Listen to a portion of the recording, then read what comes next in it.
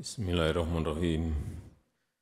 Assalamualaikum warahmatullahi wabarakatuh. Selamat siang, salam sejahtera bagi kita semuanya. Shalom, Om Swastiastu. Yang saya hormati Ibu Menteri Keuangan, Pak Mendagri, saya hormati para gubernur, bupati dan wali kota yang pada siang hari ini hadir. Saya ingin menyampaikan beberapa hal yang berkaitan dengan tantangan dan apa yang harus kita lakukan. Kita tahu semuanya bahwa dunia sekarang ini tidak sedang baik-baik saja. Saya sering mengatakan dunia sekarang semakin tidak jelas. Ketidakpastian ekonomi global yang sulit dihitung.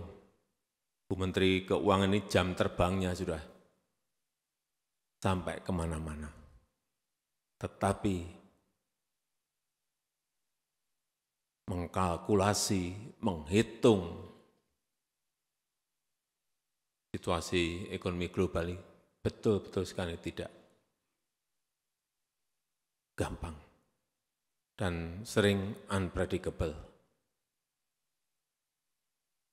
Kenaikan suku bunga di Amerika misalnya, kelihatan yang menaikkan Amerika, tapi semua negara berkembang kena semuanya. Karena terjadi capital outflow, dolar semuanya ditarik kembali ke Amerika. Yang pertama. Yang kedua, perubahan iklim. Dulu perubahan iklim banyak yang, nggak kelihatan barangnya. Sekarang sudah nyata kelihatan. Kekeringan di 7 provinsi dan beberapa negara yang akhirnya menurunkan produksi beras kita. Kita mau tutup dari impor, sekarang tidak semudah dulu mencari beras impor, tidak semudah dulu. 22 negara sudah stop dan mengurangi ekspornya. Karena mereka sendiri juga ingin menyelamatkan rakyatnya. Situasi seperti ini, Bapak Ibu semuanya harus ngerti, harus tahu bahwa dunia tidak sedang baik-baik saja. Saya berbicara dengan Perdana Menteri Narendra Modi, dia punya stok beras, tapi dia pakai sendiri untuk cadangan. Enggak berani melepas. Saya sudah bicara, enggak berani melepas. Yang dekat-dekat Vietnam, Kamboja, Thailand yang biasanya nyodor-nyodorkan, enggak sama. Bisa, tetapi sangat terbatas. Inilah situasinya. Kemudian, perang. Kita sudah pusing dengan yang namanya perang di Ukraina. Belum rampung, belum jelas kapan selesai, tambah lagi perang Hamas Israel. Kelihatannya Ukraina jauh. Apa sih dampaknya ke Indonesia? Hati-hati. Waktu saya bertemu saat itu, tahun lalu bertemu dengan Presiden Zelensky, saya bicara 2,5 jam. Beliau menyampaikan, stok gandum di Ukraina 77 juta ton berhenti. 77 juta ton berhenti. Saya pindah ketemu Presiden Putin. 3 jam. Cerita lagi, 130 juta ton gandum berhenti di Rusia. Artinya, 2 negara saja 207 juta ton pangan berhenti di sana. Kita ini kan per tahun kan konsumsi kita 31 juta ton beras. Ini 207 juta ton berhenti di dua negara itu. Akhirnya apa? Harga gandum naik tinggi sekali. Akhirnya banyak negara yang tidak bisa menjangkau harganya, kelaparan, kurang makan, termasuk di Eropa, hati-hati terjadi. Hal seperti ini yang Bapak, Ibu semuanya harus mengerti dan harus tahu. Ditambah lagi di Gaza, Hamas dan Israel. Kelihatannya perangnya jauh sekali, tapi hati-hati. Kalau perang ini meluas, Hamas Israel ini meluas, melibatkan Hizbullah di Lebanon, melibatkan Syria, Houthi, melibatkan lagi misalnya Iran, semuanya masuk ingin saling bantu-membantu. Yang terjadi adalah kenaikan harga minyak. Ini yang mengakibatkan semua negara akan pusing. Tapi alhamdulillah sampai saat ini kenaikan Brent juga enggak begitu tinggi karena memang eskalasinya tidak meluas, masih di Gaza. Situasi seperti ini yang Bapak Ibu harus tahu, harus ngerti. Sehingga dalam bekerja itu, oh saya harus ke sini, ngerti. Kalau harga BBM naik, artinya apa? Inflasi akan naik.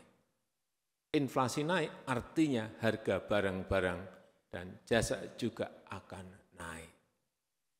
Larinya ke situ.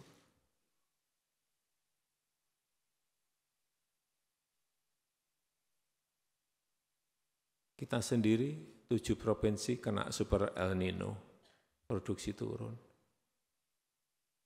Inilah yang harus semuanya waspada dan tidak menganggap situasinya biasa-biasa saja.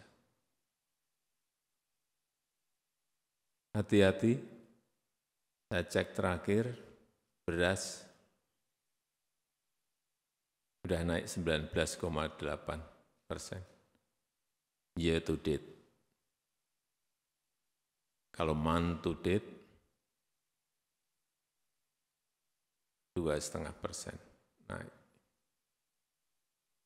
Hati-hati, kalau pemerintah daerah memiliki kemampuan segera intervensi agar inflasi untuk bahan pangan ini tidak semakin naik, harus dihentikan kalau ada hal-hal seperti itu. Oleh sebab itu yang namanya lihat pasar itu penting. Lihat pasar, lihat stoknya di kabupaten, di kota, di provinsi, cek, lihat. Jangan terjebak rutinitas sehari-hari, administrasi sehari-hari. Yang penting-penting itu kita harus cek terlebih dahulu, ini beres baru ngerjain administrasi.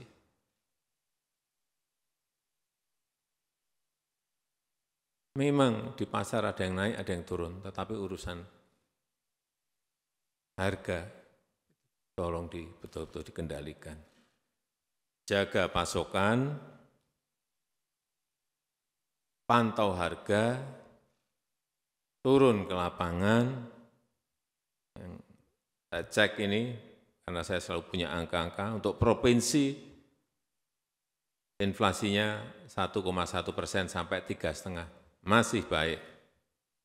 Kabupaten hati-hati 1,1% sampai 5,2%. Nah, yang sudah sampai 5 sampai 4 ini hati-hati. Kota 1,1 sampai 4,2, yang di atas 4 hati-hati.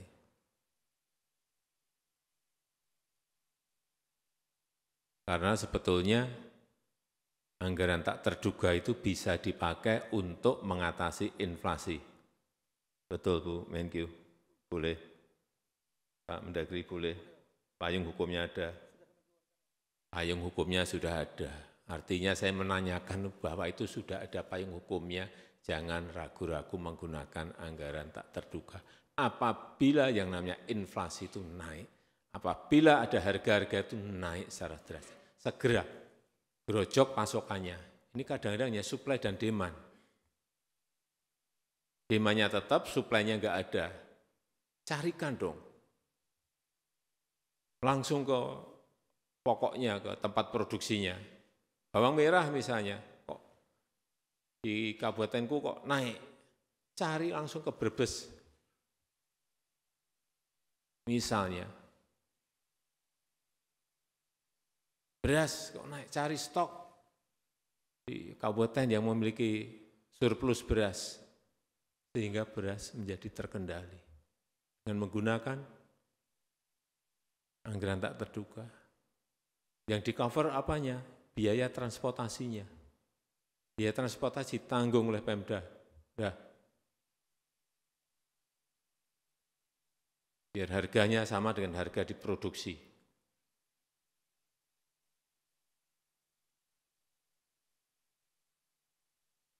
Kenapa saya berbicara seperti ini? Bapak Ibu semuanya saya tahu. Saya pilih karena Bapak Ibu semuanya berpengalaman di pemerintahan. Dan Bapak Ibu juga tidak memiliki beban politik. Ya kan?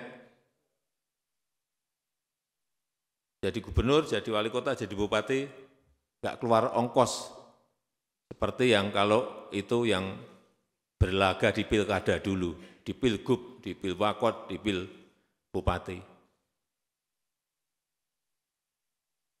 Artinya tanpa beban politik. Oleh sebab itu, saya berharap pertimbangan teknokratik dalam membuat policy itu lebih enak harusnya.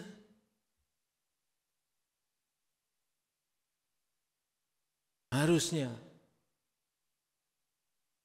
Buat terobosan policy harusnya lebih gampang. Harusnya. Bapak Ibu bisa menentukan prioritasnya di sebelah mana. Kerja itu prioritas harus jelas dong. Dengan rutinitas saja. Orientasinya orientasi hasil. Prosedur itu mengikuti, tapi orientasi hasil. Dan lakukan terobosan-terobosan. Kerja fokus saja udah urusan yang penting itu harus. Tumbuhan ekonomi, inflasi, itu hal-hal penting yang pokok yang harus kita. Oleh sebab itu sekali lagi, yang pertama, saya ulang lagi, kendalikan inflasi. Jaga stabilitas harga barang-barang kebutuhan pokok utamanya. Pantau harga real di pasar, turun ke lapangan.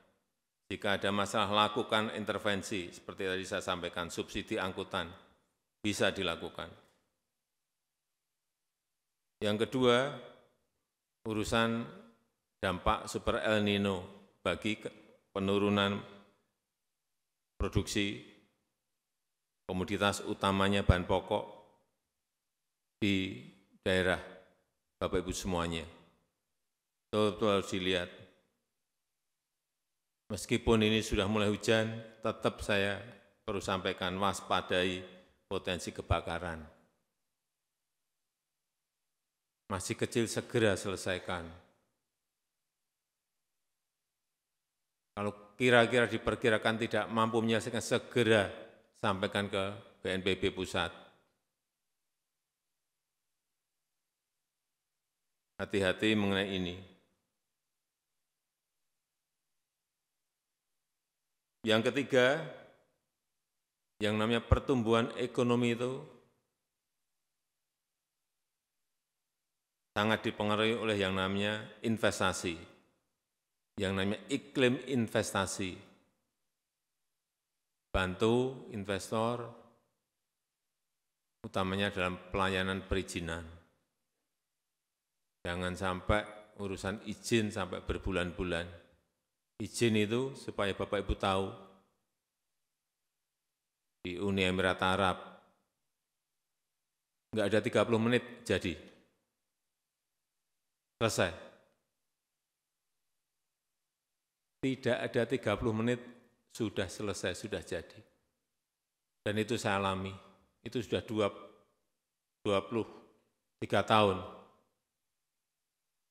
Saya investasi di sana, saya datang ke kantor perekonomian, datang menyerahkan syarat, Bapak pergi ke gedung sebelah, ke notariat, saya ke sana, tanda tangan. Di sana suruh balik lagi, Bapak balik lagi ke meja yang tadi Bapak datang, saya datang, izin sudah diberikan. Saya bisa bangun pabrik, membuat kantor, membangun showroom, semuanya bisa, membangun gudang, semuanya bisa. Tidak ada 30 menit. Gimana kita mau bersaing kalau izin masih berbulan-bulan? Meja ini, meja ini, meja ini, meja ini, meja ini. Seperti itu yang Bapak Gubernur, Bapak Ibu Gubernur, Bapak Ibu Bupati, Wali Kota selesaikan. Karena investasi itu rebutan, semua negara sekarang ini rebutan.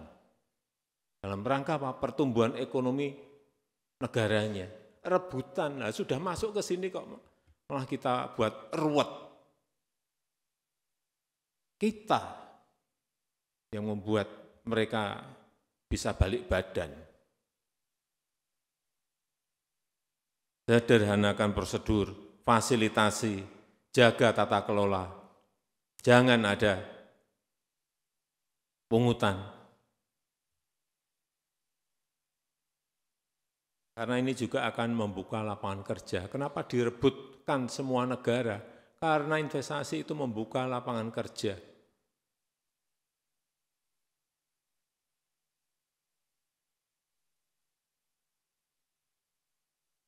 Yang keempat, alokasikan untuk stimulus ekonomi dan bantuan sosial.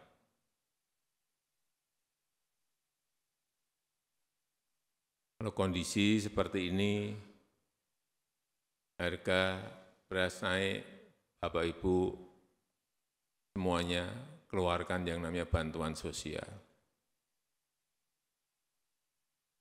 Pasar murah. Seperti sekarang dilakukan oleh pemerintah pusat. Kalau ini pemerintah pusat memberikan bantuan 10 kilo beras per bulan. Sudah di April, Mei, Juni, tambah lagi September, Oktober, November. Dan kita putuskan lagi tambah Desember, sampai Desember 10 kilo 10. Pemerintah pusat memberikan itu. Pemerintah provinsi memberikan, mampunya berapa? 5 kilo, 5 kilo. Pemerintah kabupaten kota memberikan 5 kilo. Rampung. Kalau bareng-bareng seperti itu. Rakyat itu adem.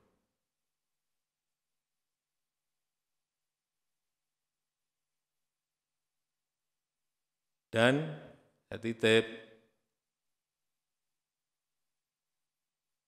yang dibeli produk dalam negeri, utamanya UMKM kita.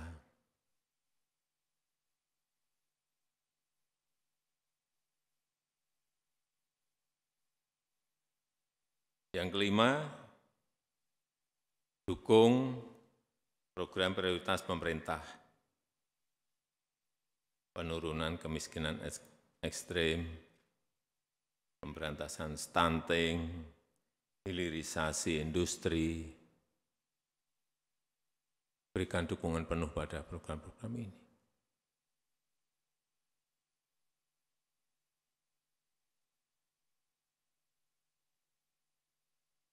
Yang terakhir, yang keenam, masuk ke tahun politik. Pemilu. Saya minta Gubernur, Bapak Ibu Bupati, Wali Kota, berikan dukungan pada tugas-tugas KPUD dan Bawaslu. Tapi tidak mengintervensi apapun, membantu. anggaran segera disegerakan. Dan juga saya minta jangan sampai memihak. Itu dilihat loh, hati-hati.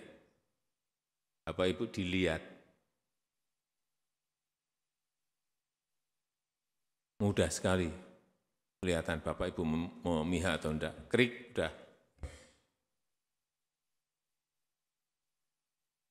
Dan juga pastikan ASN itu netral.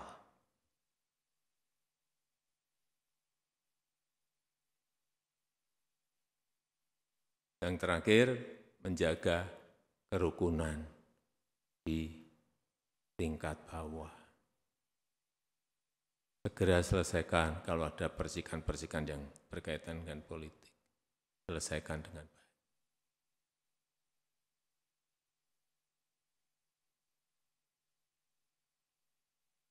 Saya akan terus mengikuti kerja dan tugas Bapak Ibu semuanya. Jika ada masalah segera sampaikan ke Mendagri. Kalau kelas berat langsung ke saya. Sehingga kita bisa bantu. Tapi kalau urusan-urusan yang kira-kira bisa diselesaikan sendiri, nggak usah dikit-dikit ke Mendagri, dikit-dikit ke pusat. Selesaikan sendiri. Dan saya merasa Bapak Ibu semuanya mampu menyelesaikan itu.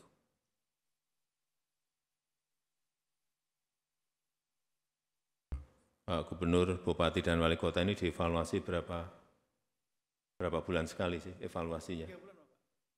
Bapak Ibu semuanya dievaluasikan setiap 3 bulan. Yang evaluasi Mendagri, tapi saya evaluasi saya harian. Begitu, jangan tepuk tangan, saya evaluasi harian itu hati-hati loh. Begitu Bapak, Ibu semuanya miring-miring, saya ganti setiap hari bisa. Itu hak prerogatif yang saya miliki. Tadi yang saya sampaikan tolong. Saya enggak minta banyak-banyak, tolong diikuti. Saya rasa itu yang ingin saya sampaikan dalam kesempatan yang baik ini. Terima kasih. Wassalamualaikum warahmatullahi wabarakatuh.